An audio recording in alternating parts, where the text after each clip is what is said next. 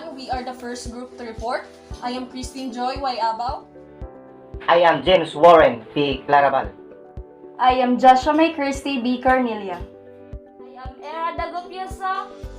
And I am Jeffrey S. Rances. And in this video, we are going to talk about the Republic Act 6713, or also known as the Code of Conduct and Ethical Standards for Public Officials and Employees.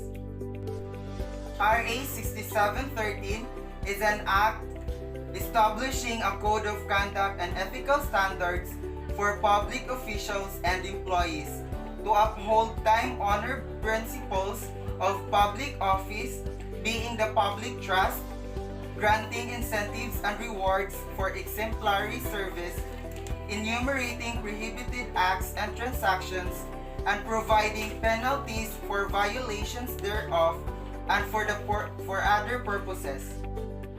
Section 1. This act shall be known as the Code of Conduct and Ethical Standard for Public Officials and Employees. Section number 2. Declaration of Policies. It is the policy of the state to promote a high standard of ethics in public service. Public officials and employees shall at all times be accountable to the people and discharge their duties with utmost responsibility, integrity, competence, and loyalty. Act with patriotism and justice, lead modest lives, and uphold public interests over personal interests. Section 3. Definition of terms. These are the terms that are used in this act. First, government.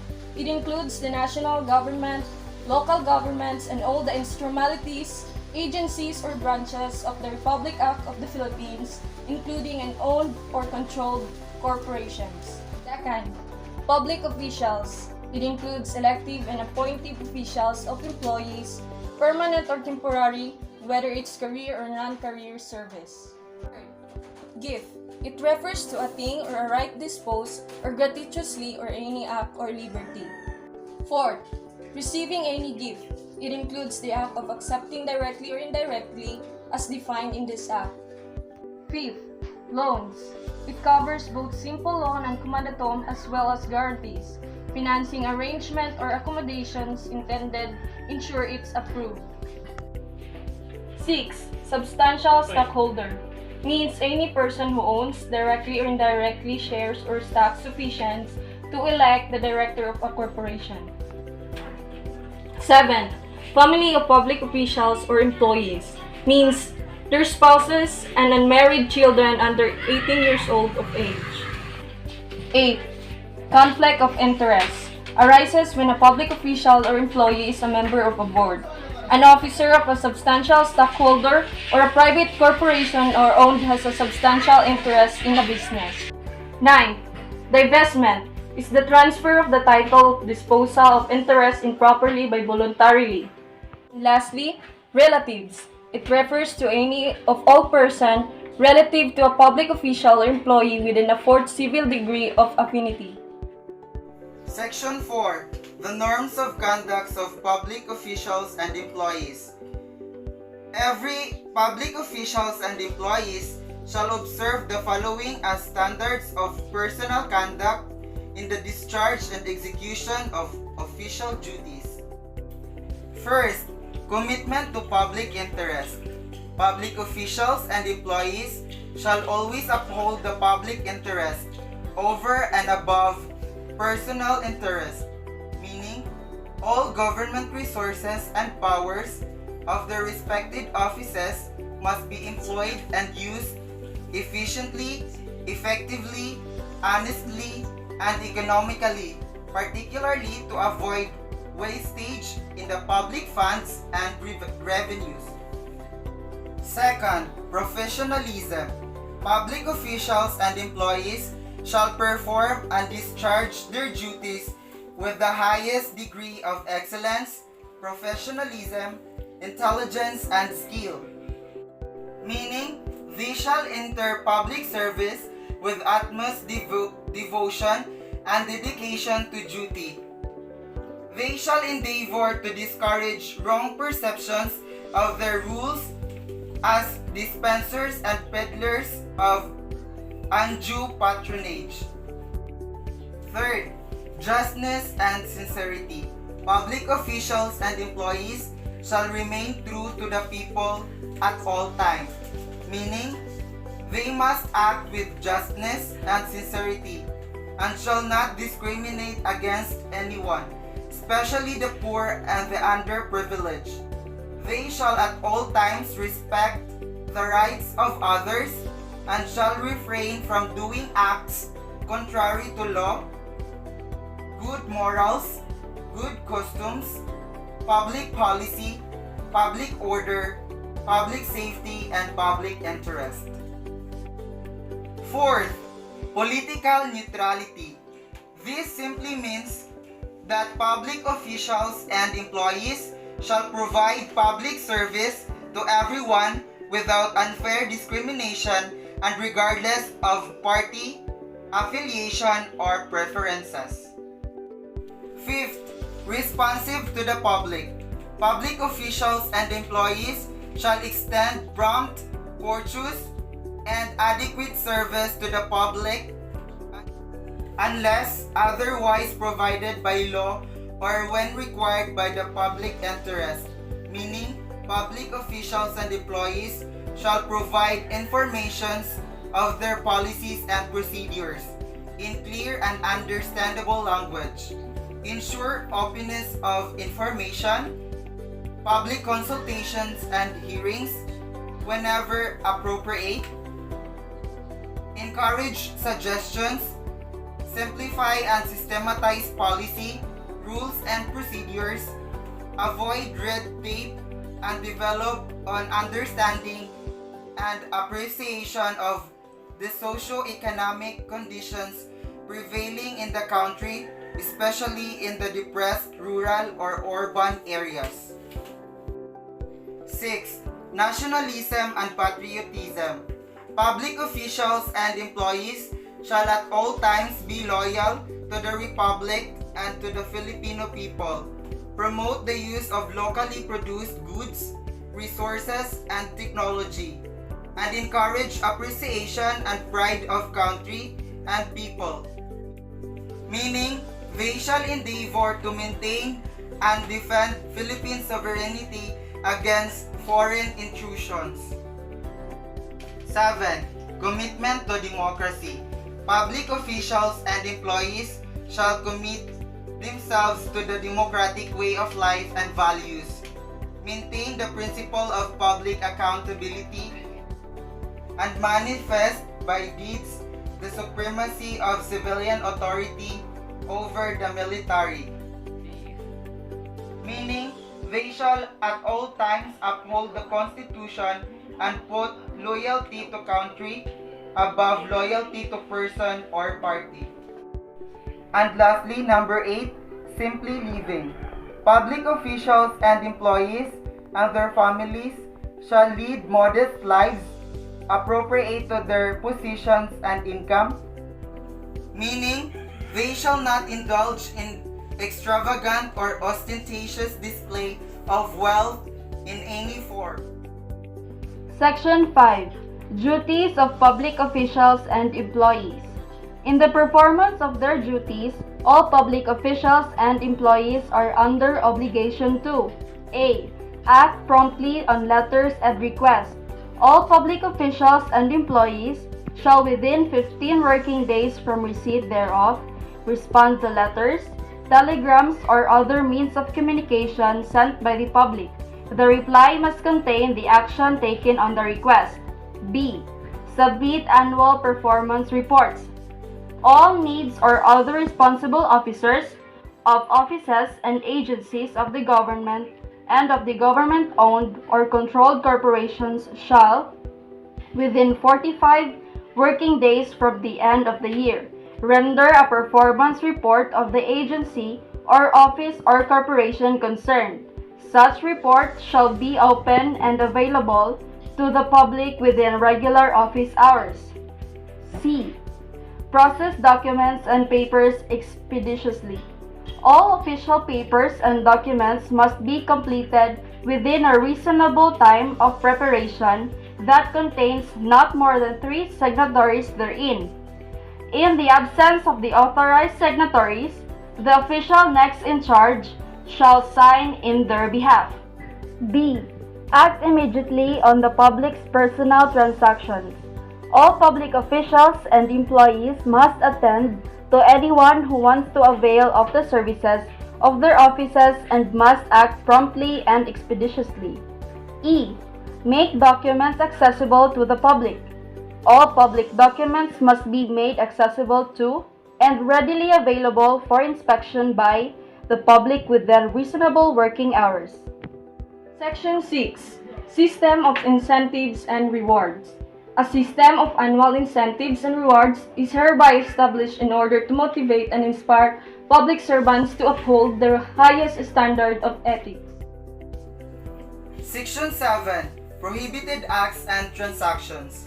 In addition to acts and omission of public officials and employees now prescribed in the Constitution and existing laws, the following shall constitute prohibited acts and transactions of any public officials and employees and hereby declared to be unlawful. A. Financial and material interest. Public officials and employees shall not directly or indirectly have any financial or material interest in any transactions requiring the approval of their office. B. Outside employment or other activities related thereto. Public officials and employees during their incumbency shall not first own or control, manage or accept employment as officer, employee, consultant, counsel, broker, agent, trustee or nominee in any private enterprise regulated, supervised or licensed by their office unless expressly allowed by law. Second, engage in the private practice of their professions unless authorized by constitution or law, provided that such practice will not conflict or tend to conflict with their official functions. Or third, recommend any person to any position in private enterprise which has a regular or pending official transactions with their office. Disclosure and misuse of confidential information. Public officials and employees shall not use or divulge confidential or classified information officially known to them by reasons of their office and not made available to the public, either first to further their private interest or give undue advantage to anyone, or second, to prejudice the public interest. D. Solicitation and acceptance of gifts. Public officials and employees shall not solicit or accept directly or indirectly any gift, gratuity, favor, entertainment, loan, or anything of monetary value from any person in the course of official duties or in connection with any operation being regulated by or any transactions which may be affected by the functions of their duties. Section 8. Statements and Disclosures. Public officials and employees have an obligation to accomplish and submit declarations under oath of, and the public has the right to know their assets, liabilities, net worth, and financial and business interests, including those of their spouses and of unmarried children under 18 years of age living in their household. This is A. Statements of assets and liabilities and financial disclosure. The two documents shall contain information of the following: A. Real property. B. Personal property and acquisitions cost. C. All other assets such as investments, cash on hand, or in banks, stocks, bonds, and the like. D. Liabilities. E. All business interests and financial connections. The documents must be filed within 30 days after assumption of office. B. On or before April 30 of every year. And C. Within 30 days after separation from the service. Statements of assets, liabilities, and net worth and the disclosure of business interests and financial connections shall be filed by, first, constitutional and national elective officials with the National Office of the Ombudsman. Second, senators and congressmen with the secretaries of the Senate and the House of Representatives respectively, justices, with the clerk of court of the Supreme Court, judge, with the court administrator, and the national executive officials with the office of the president. Third, regional and local officials and employees with the deputy ombudsman in the respective regions. Fourth, officers of the armed forces from the rank of colonel or naval captain with the office of the president and those below said ranks with the deputy ombudsman in the respective regions. And lastly, all other public officials and employees defined in Republic Act No. 3019 as amended with the Civil Service Commission. B. Identification and disclosure of relatives. It shall be the duty of every public official or employee to identify and disclose, to the best of his knowledge and information, his relatives in the government in the form, manner, and frequency prescribed by the Civil Service Commission. C. Accessibility of documents. First, any and all statements filed under this Act shall be made available for inspections at reasonable hours. Second, such statements shall be made available for copying or reproduction after 10 working days from the time they are filed as required by law. Third, any person requesting a copy of a statement shall be required to pay a reasonable fee to cover the cost of reproduction and mailing of such statement, as well as the cost of certification. Fourth, any statement filed under this Act shall be available to the public for a period of 10 years after receipt of the statement. After such period, the statement may be destroyed unless needed in an ongoing investigation. D. Prohibited acts. It shall be unlawful for any person to obtain or use any statement filed under this Act for A. Any purpose contrary to morals or public policy, or B. Any commercial purpose other than by means and communications media for dissemination to the general public. Number 9. Divestment. A public official or employee shall avoid conflicts of interest at all times. When a conflict interest arises, he shall resign from his position in any private business enterprises within 30 days. His assumption of office and or divest himself of his shareholdings or interest within 60 days from such assumption. Section number 10. Review and compliance procedure. There are 3 procedures. First, the designated committees of both houses of the Congress shall establish procedures for the review of statements to determine whether said statements which have been submitted on time are complete and are in proper form. In the event of determination is made that of statement is not so filed, the appropriate committee shall so inform the reporting individual and direct to him take the necessary corrective action.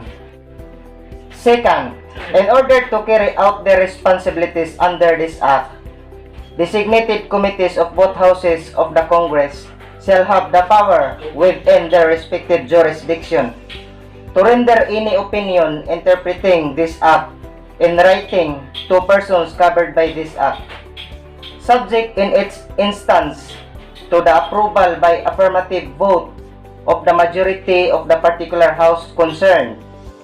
the individual to whom an opinion is rendered and any other individual involved in a similar factual situation, and who, after issuance of the opinion, acts in good faith in accordance with it, shall not be subject to any sanction provided in this act.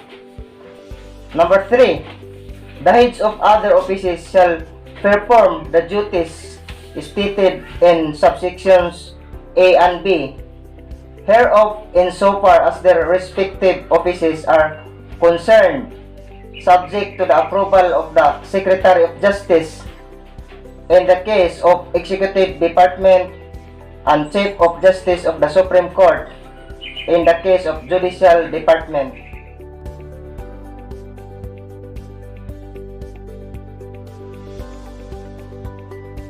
A.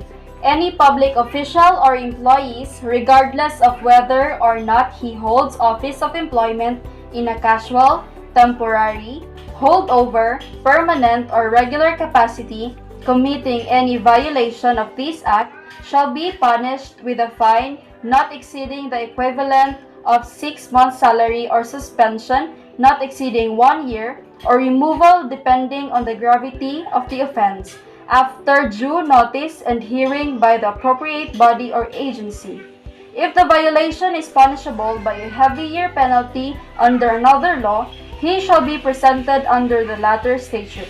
Violations of Section 7, 8, or 9 of this Act shall be punishable with imprisonment not exceeding 5 years or a fine not exceeding 5,000 pesos, or both, and in the discretion of the court of competent jurisdiction, disqualification to hold public office.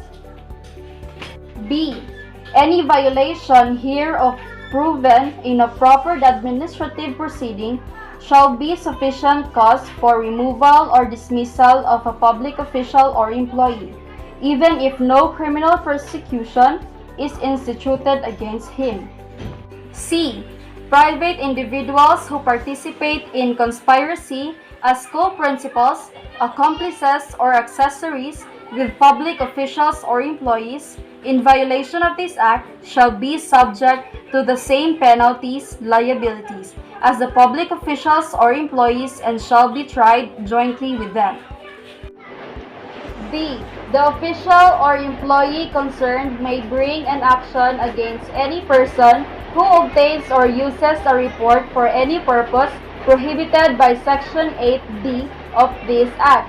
The court in which such action is brought may assess against such person a penalty in any amount not to exceed 25,000 pesos.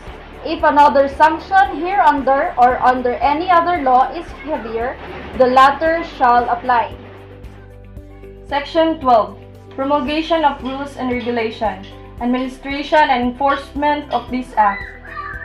The Civil Service Commission shall have the primary responsibility for the administration and enforcement of this Act.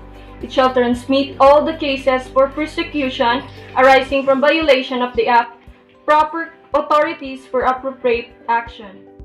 Section 13. Provisions for more stringent standards.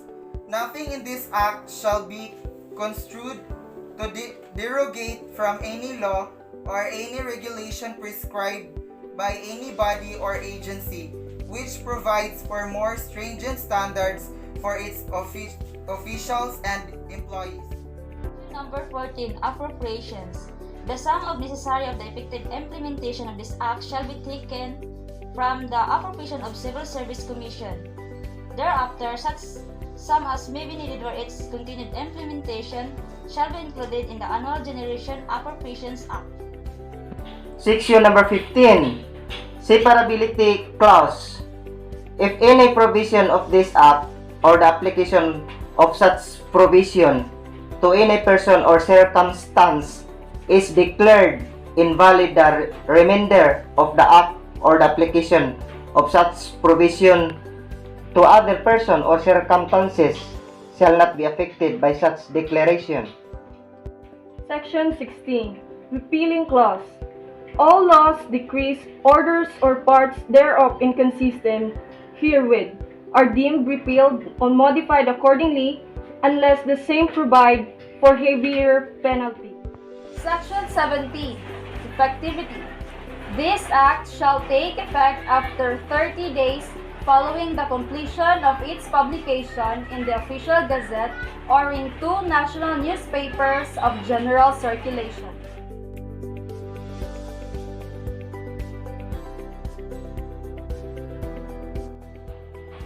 So that concludes the 17 sections of this Republic Act 6713, or the Code of Conduct and Ethical Standards for Public Officials and Employees. We hope that you learned something in this video. Thank you and have a nice day everyone.